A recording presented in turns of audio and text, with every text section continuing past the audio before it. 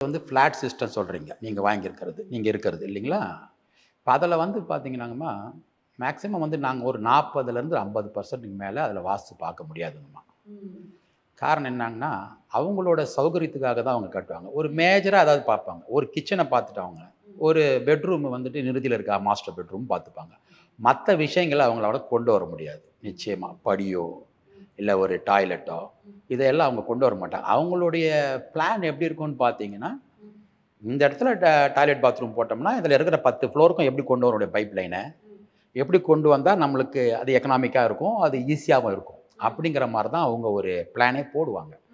அதில மேஜரா பார்க்கக்கூடியது வந்தவுடனே மக்கள் என்ன பார்ப்பாங்க, ஃபர்ஸ்ட் ஈசானியத்தில இப்ப எல்லாம் மக்களே வந்து மேக்ஸிமம் எந்தெந்த திசையில என்ன இருக்குன்னு அவங்களுக்கே தெரியுது. ஒரு வாஸ்து நிபுணர் தேவையே படல அவங்களுக்கு.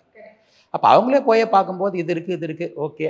வாயுல ஒண்ணும் பிரச்சனை இல்ல. ஹால் தான் இருக்கு. ஒண்ணும் டாய்லெட் வந்து வடக்குல வந்துருச்சு. வரக்கூடாது. அப்படின்ற மாரி ஒரு மனநிலைக்கு வந்துடுறாங்க. அப்படி வந்து தான் ஆகணும். வேற வழியே கிடையாதுங்கம்மா அதுல. ஸோ அந்த அந்த பொசிஷன் இருந்தாவே போதுமானது.